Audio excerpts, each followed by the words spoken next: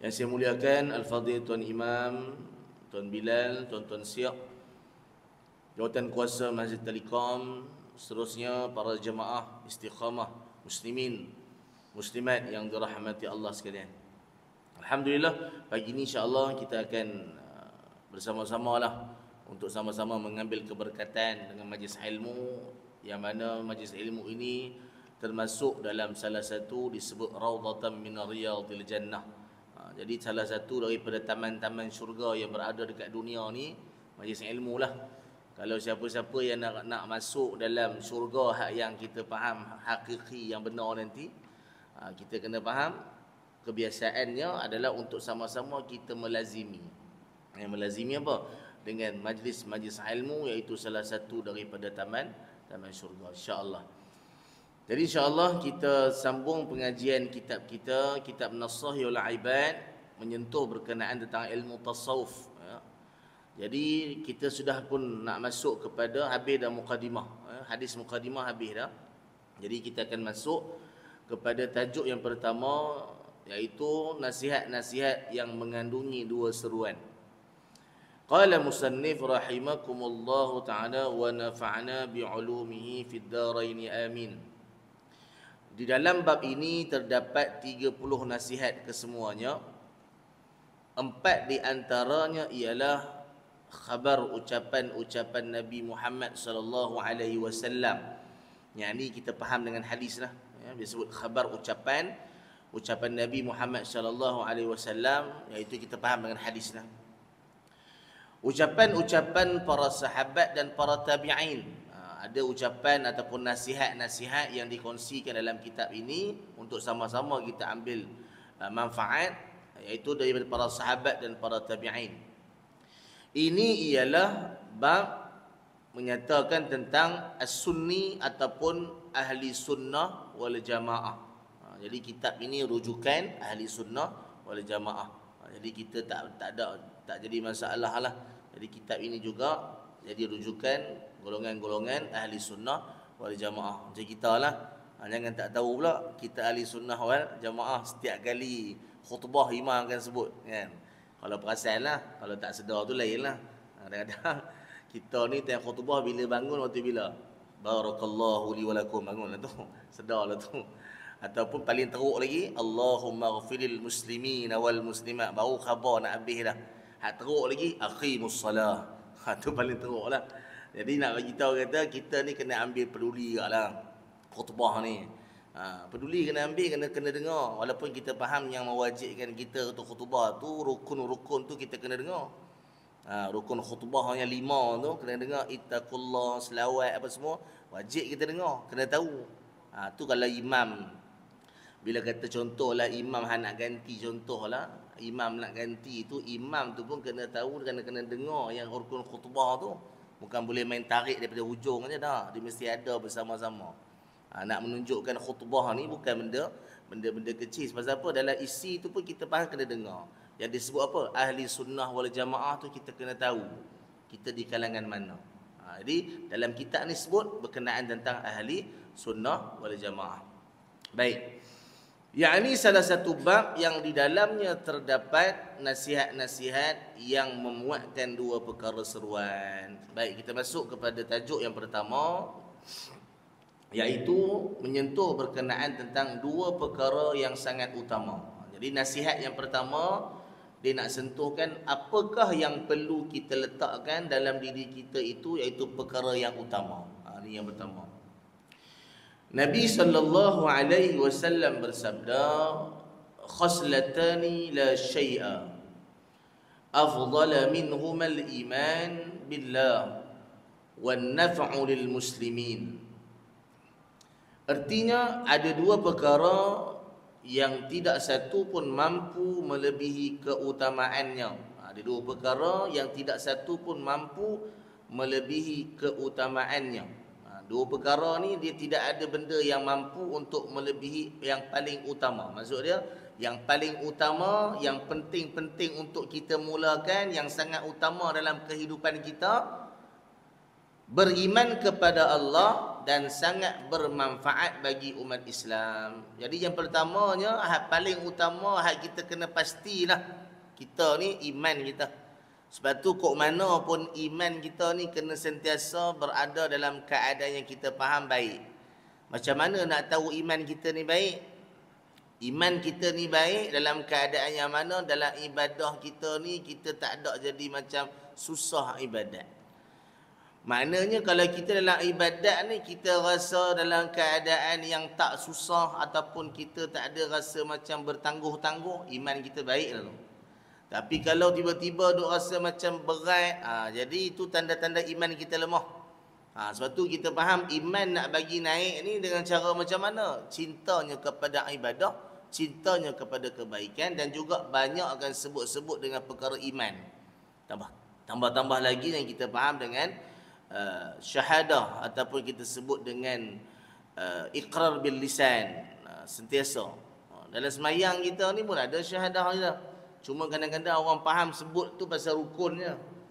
Tapi sebenarnya kita faham rukun tu satu. Tapi sebenarnya ada satu yang dimasukkan. Kenapa wajib?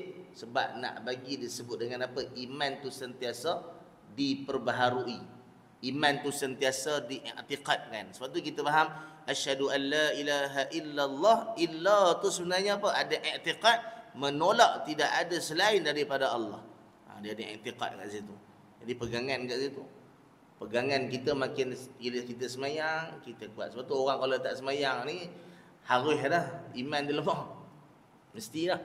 Orang tak semayang ni harus dah iman dia lemah. Sebab tu bila kata orang tak semayang, orang yang jauh daripada ibadat, jauh daripada perkara kebaikan, dia terbuka dengan maksiat. Itu hakikat yang kita faham. Kenapa orang buat maksiat? Jauh daripada Allah. Kenapa banyak orang buat benda sia-sia? Kenapa dia tidak sibukkan dirinya dengan perkara-perkara kebaikan? Lepas tu kalau kata kita rasa-rasa sunyi lah, hak paling benda yang paling mujarab apa? Zikrullah. Agak rasa hati kita ni gundah gulana, perkara terbaik apa? Jaga hubungan kita dengan Allah. Tu kadang-kadang kita faham begitulah. Itu yang masuknya dengan yang pertama tu hendaklah kita pastikan iman kita tu berada dalam keadaan yang baik. Sebab tu kita faham iman para sahabat berbeza. Pasal apa berbeza? Sahabat dia nampak Nabi depan mata, mukjizat depan mata nampak. Kita dengar juga tapi sirah. Tapi dengar pasal kitab sirah tu kita dengar iman kita makin kuat, makin kuat. Yang ni sahabat nampak depan mata. Jadi kita ni bagaimana nak jaga iman kita? Lain tak bukan dengan menuntut ilmu. Lain tak bukan dengan cara banyakkan ibadah. Lain tak bukan dengan apa-apa yang berlaku, kita faham ini semua ditetapkan oleh Allah.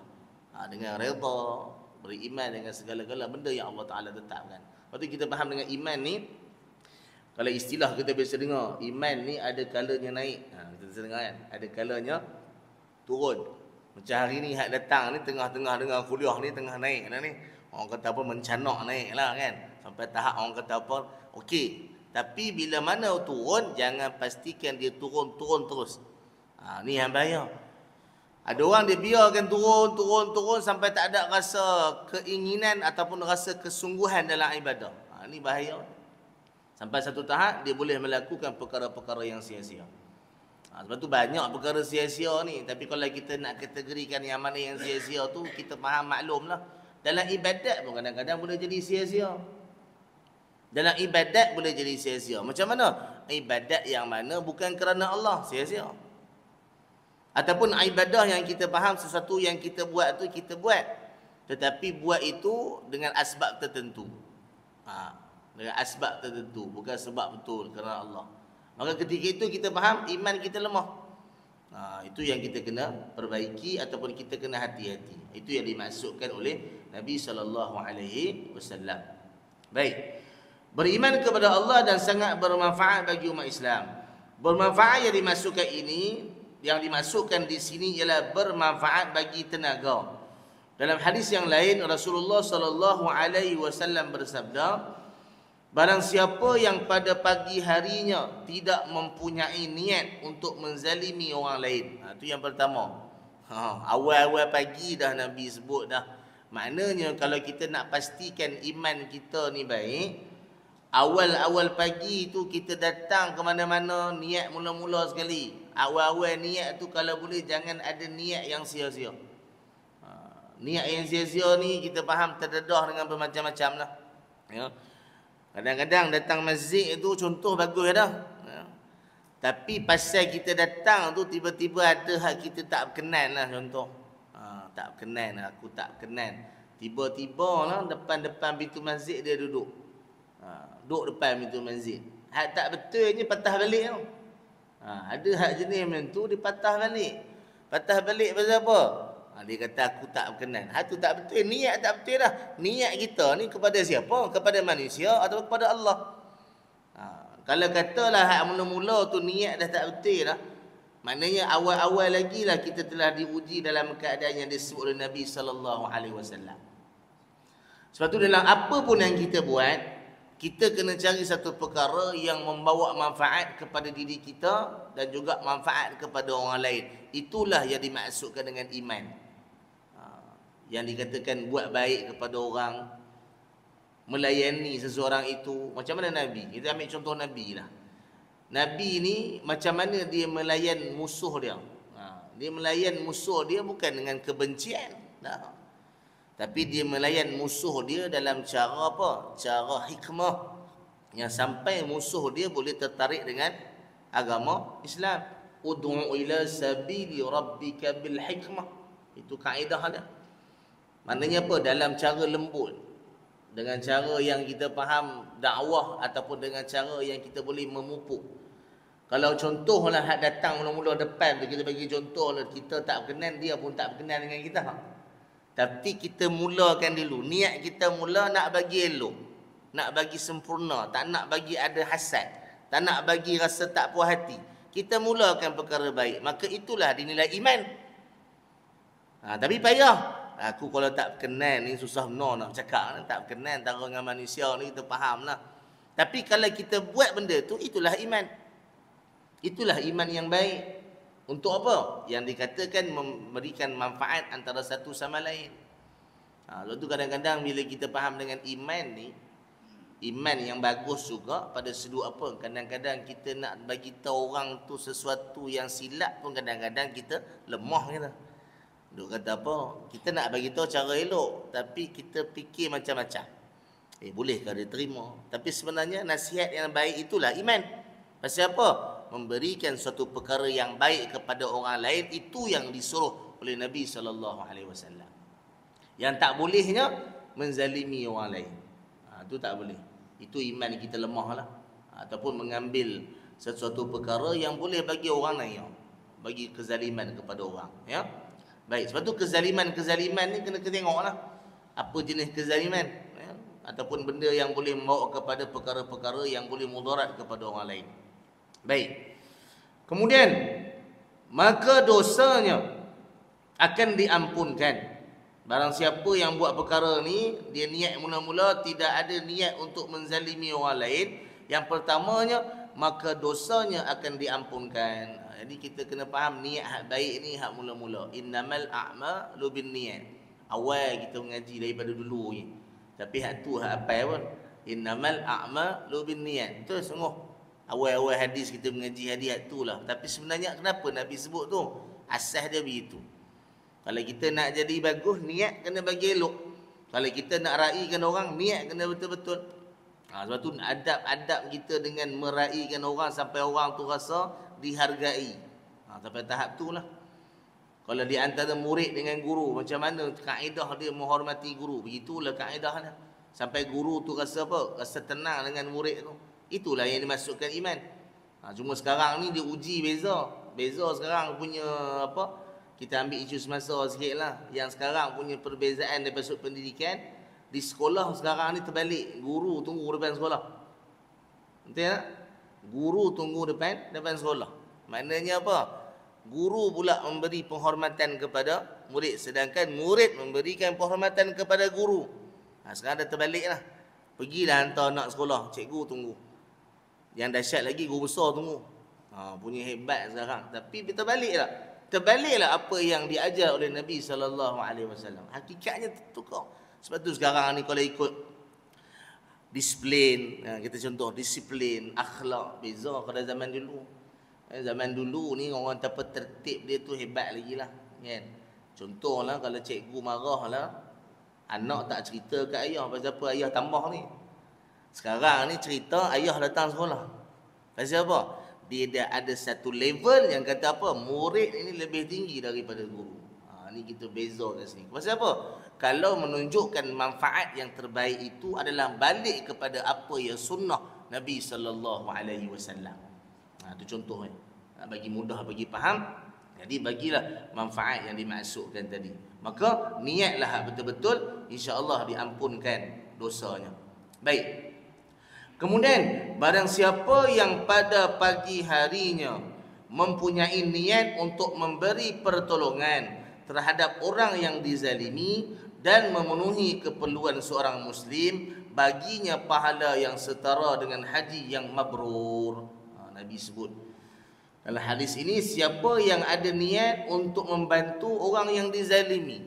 Kita kena ada niat. Kalau katalah ada orang minta bantuan, kadang-kadang dizalimi ataupun kita faham dia diuji lah. Kadang-kadang hak ni payah. Contohlah di tengah jalan, kita nampak ada orang susah ataupun ada ni. Kadang-kadang berhenti, kadang-kadang buka cermin tanya je. Apa tengah ada masalah ke? Okeylah, selamat dimudahkan. Jadilah doa. Ada hal tak ada doa langsung terus gerak je. Dia kata apa? Dia main perasaan yang macam-macam. Kadang dia fikir hal yang lain. Sedangkan kalau kita faham, orang yang ada masalah ataupun orang yang dizalimi ni hakikatnya dia memang meminta pertolongan. Dia memang minta bantuan. Tapi kalau kita ni tak ada rasa nak bantu, iman kita lemah. Iman kita lemah. Orang cerita masalah, ada masalah apa, kita dengar je, tapi tak ada niat nak bantu. Bantu sikit pun tidak. Sedangkan kalau kata bantu sikit, itulah iman. Tapi kalau dia buat tak ada langsung perasaan nak bantu, ataupun tak ada rasa nak buat benda tu, dia kata apa, nasihat lah, nafsi-nafsi, sendiri-sendirilah, tak ada langsung. Hakikatnya itulah lemah iman. Sekarang ni kita nak faham apa yang Nabi sebut, supaya kita faham kita ada satu perasaan yang mana cinta kepada nak membantu orang ataupun kita nak memudahkan urusan orang lain. Ni. Kalau kita ada sikap pentingkan diri, kadang-kadang dalam ibadat pun jadi penting diri. Contoh saya kata macam ni. Datang masjid. Ni contoh, saya bagi contoh mudah untuk faham. Datang masjid. Dia datang masjid bagus dah satu. Tapi dia duk kira fikir dia nak mudah dia. Dia kata apa? Aku nak keluar cepat. Contoh nak keluar cepat. Bila kata keluar cepat tu macam mana? Dia pergilah duduk depan pintu. Bila duduk depan pintu tu orang lain nak masuk sampai satu tahap tak boleh nak masuk ataupun nak langkah sampai tahap dia dah halang laluan. Kita nampak macam tu biasa, tetapi sebenarnya contohnya yang kita faham, orang itu telah penting diri dan orang itu telah menzalimi orang lain dengan asbab orang lain sukar nak masuk. Sedangkan di hadapannya ada ruang lagi. Itu kita bagi tahu contoh ibadat. Kalau contoh hak di luar, kadang-kadang di tempat kita parking kereta lah, tengoklah macam mana. Kan? Kalau kita faham tak nak menyusahkan orang, kita akan fikir. Contohlah parking tak ada. Kita letak di belakang kereta tu, kita blok kawan tu. Kita tak nak menyusahkan orang, kita letak nombor telefon. Kalau kata nak keluar, telefon nombor ni. Itu satu. Tapi banyaknya hak kira blok je. Sampai kawan tu tunggu punya lama, sejam, 2 jam tak keluar-keluar. Zalim tak? Zalim. Kita nampak benda tu nampak macam biasa, tapi benda tu hakikat itulah sikap umat akhir zaman. Kenapa? Ada sikap mementingkan diri. Tu tak kira balik pada jiran-jiran ni. Kan? Hak yang kisah buang sampah makan buah durian punya banyak kan. Dia tinggal kulit, bukan kulit tinggal aja, kulit-kulit biji-biji letak rumah jiran. Yang dia tak nak letak kat rumah dia pasal apa? Dekat rumah dia tu banyak tu pokok-pokok bunga-bunga tu, takut kacau. Dia pergi letak rumah jiran. Sedangkan itu zalim tak? Zalim. Tak kira pergi kenuri-kenuri ni, ada pergi balas tu paik kawan jiran sebelah tu. Zalim tak? Zalim. Jadi kita faham dengan benda itu, kita faham di sini, kalaulah kita tidak ada satu sifat bersalah, ataupun kita buat perkara itu membawa kepada kezaliman yang besar, maka itulah tanda lemah iman. Tapi kalau kata kita jaga perkara-perkara yang disebut oleh Nabi SAW, maka Nabi telah bagi tahu contoh yang dimaksudkan tadi, maka kita berada pada iman yang baik. Ya, jadi niat kita pentinglah. Jangan sampai tahap kita faham kita boleh buat ikut suka hati. Sebab apa? Kalau kita bantu orang yang dizalimi ni, Nabi sebut ibarat dia pahala seperti mana mendapat haji yang mabrur. Tak pergi haji lagi, tapi dapat pahala seperti mana mendapat haji yang mabrur. Kenapa Nabi memberikan satu makam ataupun satu pahala yang tinggi? Sebab bukan semua orang boleh buat macam tu. Sahabat-sahabat memang dah diasuh, dah dilatih. Kalau kata contoh, ada satu kisah para sahabat dia ada masalah, ya, dengar baru bagi tahu ada masalah dalam sudut kewangan, ada masalah, berebut-rebut nak bagi. Tu. Berebut-rebut nak bagi. Macam kisah sahabat Nabi SAW, yang mana para sahabat ni sahabat Nabi ni namanya Julaibib. Ya, Julaibib ni dia nak kahwin tapi dia tak ada apa. Kahwin dia tu pun Nabi pilih. Nabi pilih. Julaibib ni sahabat Nabi SAW yang kita faham diceritakan dia ni punya, orang kata apa, susuk tubuh dia, kulit dia memang orang kata apa, kategori tak lawa lah. Kita faham tak lawa tu maksudnya orang tak kenal lah. Sampai satu tahap Nabi tanya pada dia, "Wahai Julaibib, kamu tak nak kahwin ke?" Tak nak kahwin ke? Julaibib kata, "Ya Rasulullah, ada ke orang nak agak aku ni?" Kata, "Siapa sangat nak agak aku ni dengan kulit macam ni? Tak ada apa pun, tak ada apa aku ni." Nabi kata, "Wahai Julaibib, walaupun kamu dekat dunia tidak ada nilai, orang tak pandang kenilaian, tapi sebenarnya apa? Allah memandang nilai tinggi kepada kamu. Kerana apa? Kamu di antara orang yang bertakwa di sisi Allah Subhanahu wa taala." Jadi di sini kita faham yang penting adalah takwa. Kemudian terjadilah satu kisah, Nabi pun mencari jodoh. Mencari jodoh untuk Julaibib ni lah. Maka dia pun tulis satu surat ataupun satu peminangan, hantar sahabat pergi kepada satu rumah tu, yang mana dia dah tahu dah ini untuk Julaibib. Maka dihantarlah surat utusan. Bacalah, tengok, ada utusan yang menunjukkan meminang daripada Rasulullah. Ayah tadi tengok surat Nabi meminang, dia kata apa? Setuju sangatlah. Lepas tu sahabat jadi utusan, dia kata apa? Sabar saya kata. Bukan Nabi meminang untuk Nabi, dia kata Nabi rupa-rupanya tengok-tengok untuk Julaibib. Dengar tengok nama Julaibib, ayah dia tu, tak ada orang lain ke Rasulullah nak kenan kan? Julaibib ni tak ada nilai lah, pandangan orang ni tak ada apalah. Dia bukan ada apa, dia pembantu Rasulullah saja. Tak ada apa. Sampai kata apa, tak ada apa, orang kata apa, tak ada persen langsung lah kata. Bila sampai tahap tu, sampailah kepada isteri dia juga, dia kata apa, ada peminangan daripada siapa? Rasulullah. Kita terimalah, Nabi meminang anak kita ni. Bukan Nabi meminang untuk anak kita, apa, bukan Nabi yang nak kahwin, tapi nak bagi pada Julaibib. Dengar pula isteri kata, Julaibib, tak ada orang lain ke? Dua orang dah kata. Lain-lain apa? Dengar dekat puteri dia, anak dia, dia kata apa? "Wahai ayahku, wahai ibuku, yang bawa surat, yang meminang, yang datang bagi tahu itu adalah Rasulullah. Rasulullah memilih untuk aku sebentuk Julaibib." Maknanya apa? Rasulullah sendiri telah meneliti dan telah menilai Julaibib ini tahap mana. Bagaimana kita boleh menolak pilihan Rasulullah sallallahu alaihi wasallam? Pilihan Rasulullah juga adalah pilihan daripada Allah. Dengar macam tu, terimalah. Maknanya apa? Terpaksa terima, akur. Anak pun terima. Nah, ini nak ceritakan apa? Hebatnya bila nak kahwin tu, ni yang saya nak cerita ni, nak kahwin tu, Julaibib tak ada apa harta. Rasulullah kata, kamu pergilah jumpa Osman, pergilah jumpa Abdul Rahman bin Auf, di antara sahabat-sahabat yang kaya.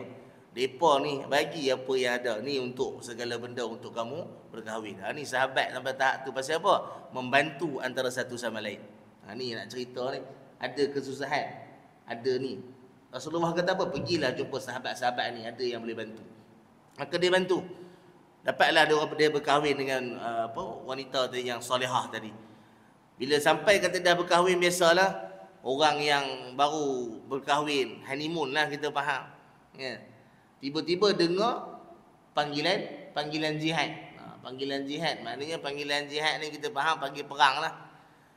Orang hak baru kahwin ni kita agak-agak lah, kalau kita baru kahwin lah panggil jihad agak-agak macam mana. Oish, payah ni. Ya, payah.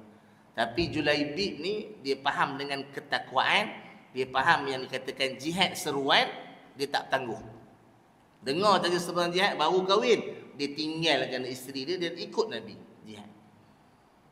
Ketika dalam peperangan tu maka berlakulah peperangan, selesai peperangan Islam menang. Dan ketika mana Islam menang, Rasulullah bertanya, di manakah Julaibib? Tanya, mana Julaibib? Sahabat kata, kami tak nampak Julaibib. Periksa jenazah semua para syahid. Dia periksa, tengok-tengok, asing-asingkan, tengok-tengok, rupa-rupanya ada Julaibib tertimbun dengan 7 orang kafir. Maknanya Julaibib menentang 7 orang kafir. Dalam keadaan dia menentang 7 orang kafir itu, dia mati syahid. Dan ketujuh kafir itu mati di tangan Julaibib. Allahu Akbar. Dan ketika itulah Rasulullah SAW dinampakkan dengan perkara-perkara sam'iyah. Dia nampak balasan kepada Julaibib yang mana ikhlas, takwa dia. Dan dia membantu agama Allah. Dia nampak apa? Bidadari berebut-rebut untuk menyambut Julaibib di dalam syurga. Allahu Akbar. Ini kisah yang diceritakan oleh Nabi SAW dalam hadisnya, menceritakan bagaimana ya, Julaibib ini dikategorikan sebagai manusia yang tidak ada apa-apa, tetapi dia menginfakkan diri dia kepada jalan Allah dan dia tidak bertangguh-tangguh dalam nak membantu agama Allah. Ini nilai yang kita masukkan dengan para sahabat. Kadang-kadang kita faham bagaimana yang dimasukkan dengan kebaikan ni. Kadang-kadang kebaikan ni kita faham, kita tunggu. Kan? Kadang-kadang tunggu kebaikan itu yang tak betul. Sedangkan Nabi ajar kita fastabiqul khairat, berlumba-lumba untuk cari jalan akhirat. Itu yang Nabi ajar, itu yang diperintahkan oleh Allah. Tetapi yang jadi masalahnya kita sekarang ni diuji pada sudut yang kita faham dengan tasawuf ni adalah rasa-rasa berat nak ibadat. Maknanya kita ni, hati kita ni masih lagi apa? Meletakkan satu perkara yang kata aku ibadat ni bila perlu. Aku nak bantu orang ni bila perlu. Sedangkan kalau kita faham, nak bantu orang ni tak kira bila. Kadang-kadang ada Allah Ta'ala uji kita pergi mana-mana, ada orang dekat R&R tak ada duit minyak ke apa ke. Kita hak mula-mula set kita apa? Ni betul tak betul? Hak mula kita set kata betul tak betul. Tapi hak payah nak terus automatik bagi, tak semestinya banyak. Tapi kita bantu. Yang tu yang perlu diasuh, diajar, dididik supaya kita tidak jadi orang golongan-golongan yang susah untuk membantu orang. Macam mana kita ambil kisah Julaibib ni, dia bukan golongan yang bertangguh-tangguh. Walaupun dia ni orang yang kita tak ada apa, tetapi pada jalan agama dia tak ada tangguh, dia terus pergi. Ni. Begitu dengan para sahabat lain. Para sahabat lain bila kata Julaibib nak kahwin, nak nikah, tak ada apa, sahabat lain juga berebut-rebut bagilah Julaibib. Ni payah ni. Ya, maknanya kita faham dengan kezaliman, dengan perkara-perkara kebaikan, kita nak pilih hak mana. Kalau iman kita cantik, maka kita ambillah contoh yang dibawakan dalam kisah tadi. Ya, baik. Kemudian Rasulullah sallallahu alaihi wasallam juga pernah bersabda, hamba yang paling dicintai oleh Allah Subhanahu wa taala ialah yang paling banyak memberi manfaat kepada umat manusia. Jadi kalau kita boleh jadi manusia yang paling banyak bagi manfaat, cubalah. Walaupun sekecil-kecil manfaat. Kita jangan fikir hak besar. Ada orang ni bagi manfaat. Contoh, ada kisah seorang murid bagi manfaat kepada guru dia. Sikit je manfaat dia, tapi berkat dia hebat. Apa dia yang dia buat? Dia sentiasa menjaga apa yang guru dia nak. Itu antara murid dengan guru. Manfaat kepada masyarakat, macam kita dengan masyarakat ni, apa yang kita boleh infakkan? Bantu. Kita cuba bagi bantu. Manfaat kita dengan keluarga kita, paling tidaklah dengan keluarga kita ni, kita boleh buat apa pun yang boleh memberikan manfaat. Paling besar manfaat apa dia? Menyelamatkan mereka daripada api neraka. Itu paling besar tu.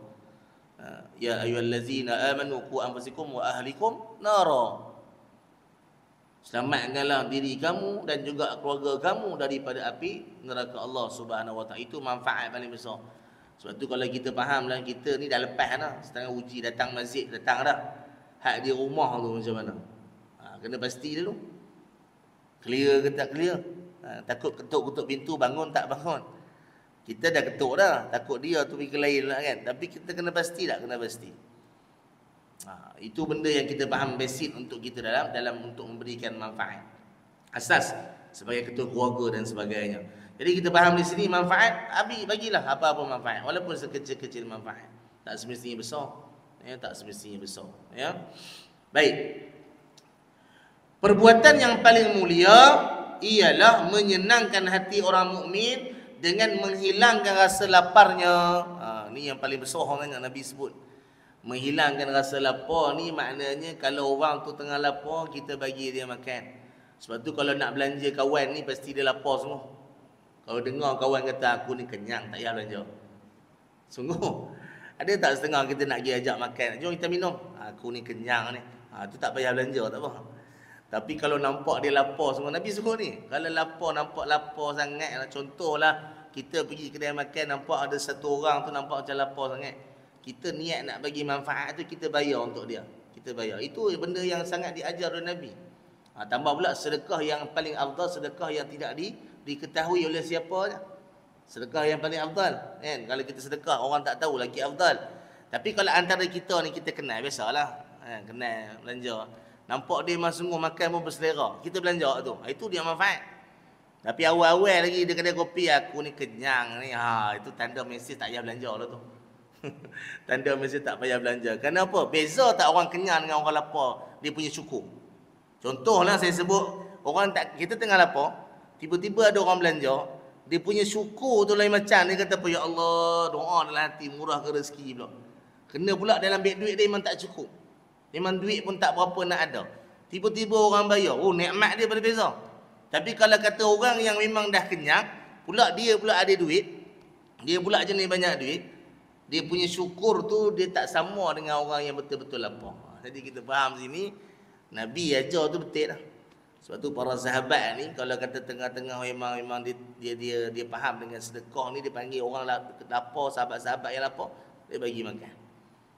Tu nikmat bila kita faham. Sebab tu dalam bulan Ramadan sendiri pun Nabi kata apa? Paling besar pahala dia adalah memberikan makan bagi orang yang berbuka puasa. Tu kata sebab berbuka puasa tu moreh-moreh.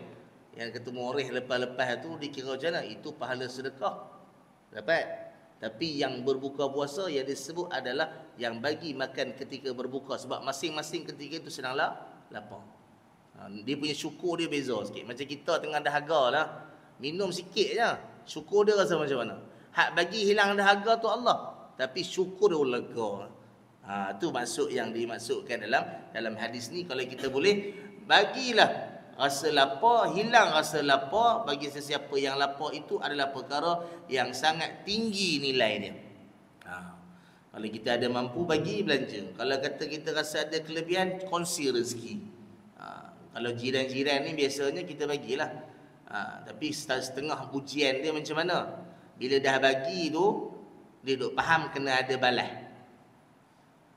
Kalau tak ada balas tu dia kata macam mana?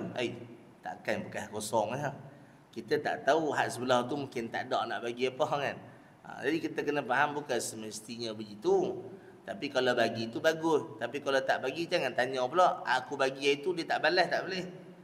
Itu tak betul. Walaupun tak tanya tapi terlintas. Adakah benda itu bagus? Tak. Benda itu tidak diajarkan oleh Nabi SAW. Tapi selalu macam itulah. Mana ujian dia begitulah. Tapi kalau kita mengaji jangan jadi macam itulah. Hak kita mengaji kita ni, kita faham dah, janganlah jadi benda tu seolah-olah biasa. Itu contohlah. Banyaklah contoh saya boleh bagi. Kadang-kadang benda ni diuji macam-macam kan. Tara pergi kenuri pun, kita dah biasa pergi kenuri dia.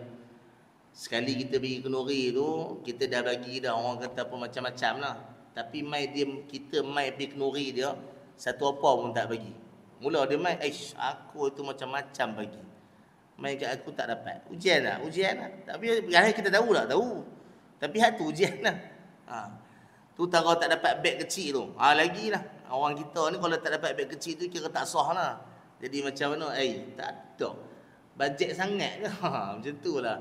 Ujian sebenarnya. Ujian. Tapi sebenarnya itu dah yang berlaku. Itu yang berlaku. Ya. Baik. Kemudian, mengatasi kesusahannya atau membayar ke semua hutang-hutangnya.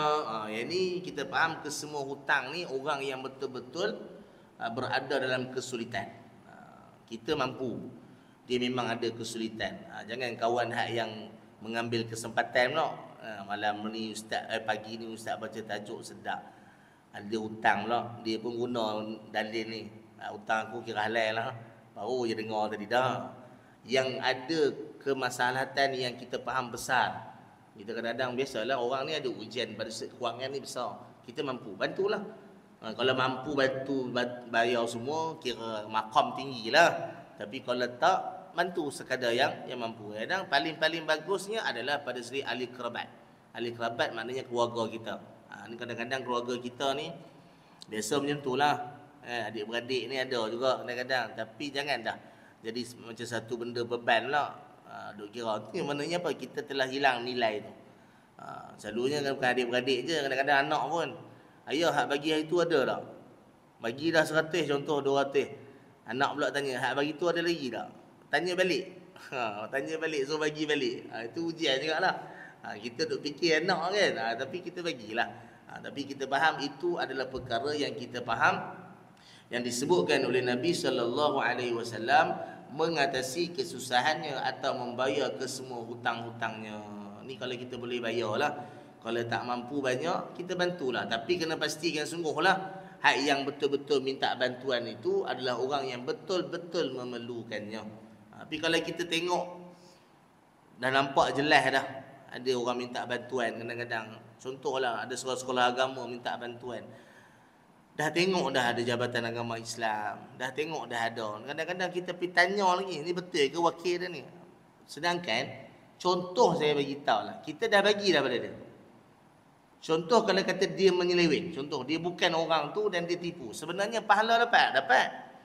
Duit tu kalau kata dia tipu ke, dia salah guna ke, pahala yang diberikan kebaikan tu Allah Ta'ala bagi.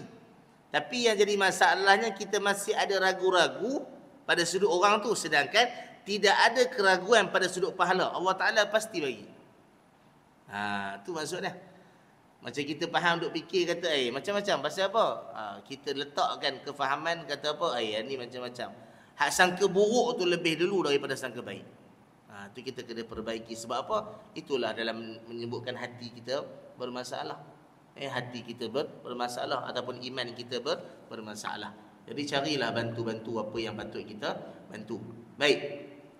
Kemudian selain daripada itu, terdapat dua perkara yang tidak satu pun mampu mengalahkan keburukannya. Jadi ada dua perkara yang tak mampu mengalahkan keburukannya, yakni menyekutukan Allah dan memberi mudarat kepada umat Islam. Jadi kita faham tak ada benda lain yang paling buruk kecuali adalah perkara yang menyekutukan Allah. Hak tadi sebut iman, hak paling baik, hak paling utama. Hak kedua yang Nabi sebut perkara yang paling buruk adalah menyekutukan Allah. Tak ada benda lain. Dosa yang paling besar dia punya ranking yang paling atas adalah dosa syirik, iaitu menyekutukan Allah. Disebut dengan menyekutukan Allah ni perkara yang perlu kita elakkan. Cuma sekarang ni kategori-kategori yang kita faham syirik ni ada jenis-jenis macam syirik lah. Syirik jali dan syirik khafi. Syirik jali dan syirik khafi. Semua hak kita faham syirik khafi ni yang kita berdepan dengan hati kita lah. Takabur, riya, ujub, sum'ah, itu yang disebut dengan khafi.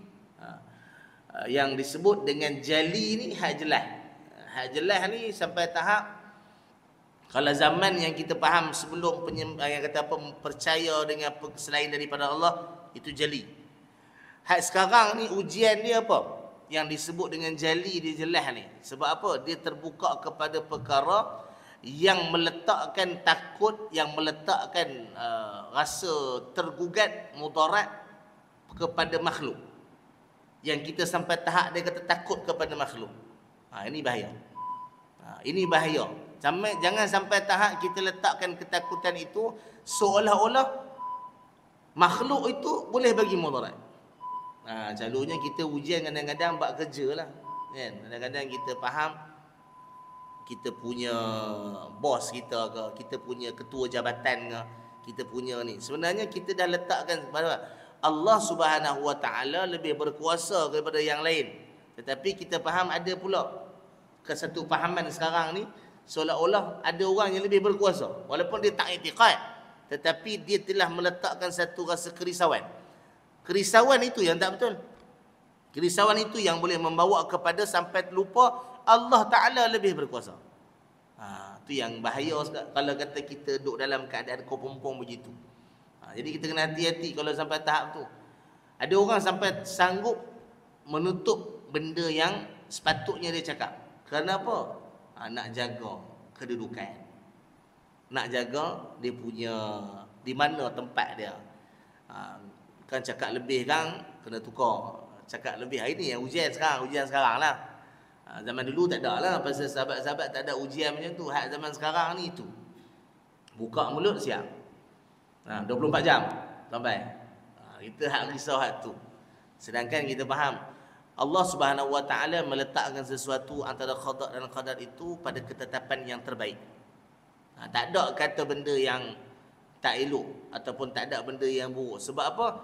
Kalau orang yang beriman, dia tidak meletakkan sangka buruk dengan Allah, tapi dia meletakkan sangka baik yang tinggi pada Allah. Tak ada sangka buruk. Walaupun datang musibah pun yang baik kita letak. Ni dia ajar. Ada sesuatu perkara yang tak baik berlaku pun ada yang terbaik. Ni yang kadang sampai tahap datang musibah pun kalau boleh sampai sebut alhamdulillah. Tu hebat tu. Datang musibah alhamdulillah, Allah Taala masih lagi ada perhatian kepada kita. Ni yang dimaksudkan dengan orang yang telah menjaga pada sudut apa, tidak menyekutukan Allah. Cuma akhir zaman ni kita faham satu masa nanti orang akan jadi satu benda yang dengan dunia ni sampai terpaksa berpaut. Akhir zaman ni diuji manusia berpaut dengan dunia sampai rasa takut hilang dunia. Ni syirik sekarang. Orang sampai takut dengan hilang dunia sampai tahap dia rasa terpaut. Kalau aku tak ada benda ni tak boleh. Ni syirik yang sekarang. Hati-hati. Sampai satu tahap begitu, maka kita berada pada kategori-kategori yang disebutkan oleh Nabi sallallahu alaihi wasallam. Baik. Kemudian disebut juga lagi, dan memberi mudarat kepada umat Islam terhadap jiwa mahupun harta. Jadi bila orang yang melakukan syirik ni, jiwa dia pada sudut iman, ya, mahupun pada sudut harta ni kita faham yang kita disebutkan dengan harta ini adalah harta apa dia? Boleh membawa kepada rosaknya yang disebutkan pada sudut keluarga kita. Keluarga kita ni lah. Yauma la yanfa'u malun wala banun illa man atallaha biqalbin salim. Disebut apa? Pada hari itu tidak ada yang mendatangkan manfaat kepada kamu, sama ada anak-anak kamu ataupun harta-harta kamu, tak ada manfaat.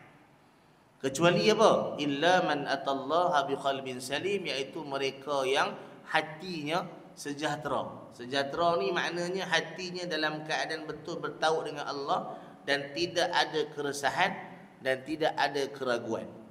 Tak ada sampai tahap itulah. Bila tak ada keresahan, tak ada keraguan, jadi kita faham iman kita tu dalam keadaan yang baik. Tapi kalau ada keresahan, keraguan, rasa tak senang dan sebagainya, maka kita ni jauhlah daripada Allah Subhanahu Wa Taala. Jadi kena jagalah, jangan termasuk dalam golongan yang miskin jiwa. Orang yang miskin jiwa ni iman lah, ya, iman dia.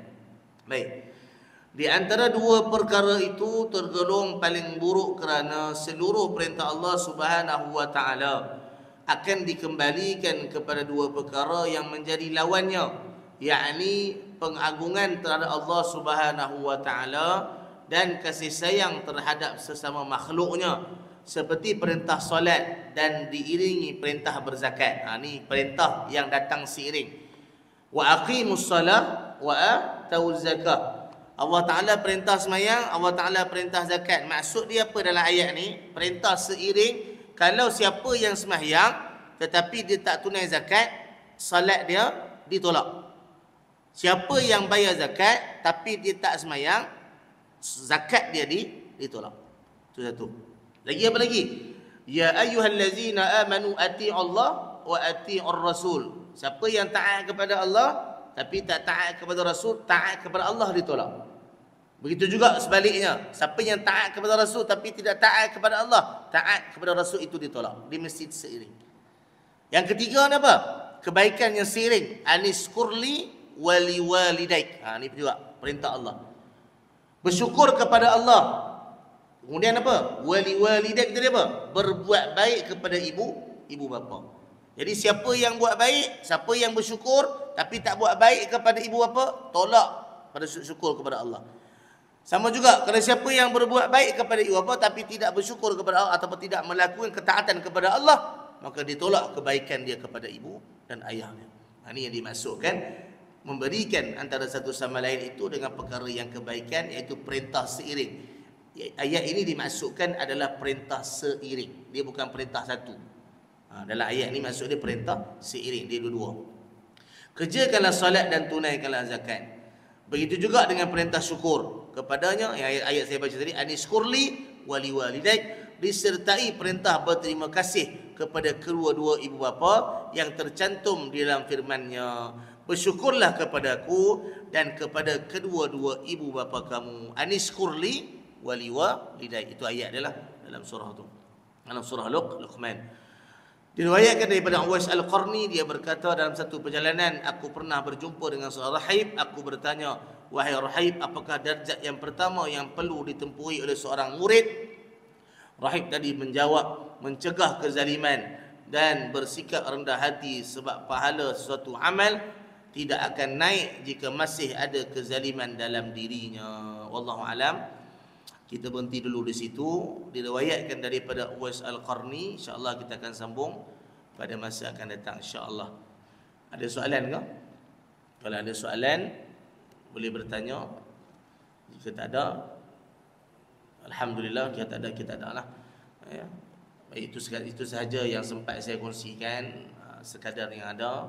InsyaAllah apa yang saya kongsikan, saya harap dapatlah manfaat kita bersama. Cuma kesimpulan saya bawa di sini pada tajuk ini, carilah apa-apa kebaikan, carilah apa-apa perkara yang boleh bagi manfaat di mana kita berada. Bukan semestinya di masjidnya. Kadang-kadang kita faham buat baik ni di masjid lah, selalu memang masjid tempat orang buat baik lah. Jarang lah masjid buat tak elok ni, kecuali hak tak tahu ni. Ya, tapi kita faham di luar ni banyak tempat-tempat yang kita faham boleh buat kebaikan, walaupun sekecil perkara. Kadang-kadang kita pergi mana-mana tempat apa, tandas-tandas awam. Kadang-kadang hak jadi sikap kita ni, pergi tandas awam ni, nampak kotor, kita buat apa? Cari pintu lain. Cari pintu lain, cari tandas lain. Tapi kalau kita masuk, buka paip, bersihkan sikit, pahala. Manfaat. Bukan manfaat pada kita je, manfaat kepada orang lain. Sebab tu kita faham, bukan semestinya di tempat masjid saja. Banyak lagi tempat yang boleh kita buat kebaikan. Yang penting kehendak untuk melakukan amal soleh, iaitu memudahkan urusan orang lain dan juga mengelak daripada melakukan kezaliman. Wallahu alam. Cukup sekadar itu sahaja. Semoga bermanfaat. Yang baik, yang sempurna itu datangnya daripada Allah, yang lemah daripada kelemahan saya sendiri. Aqulu qawli hadza wa astaghfirullahal azim li wa lakum.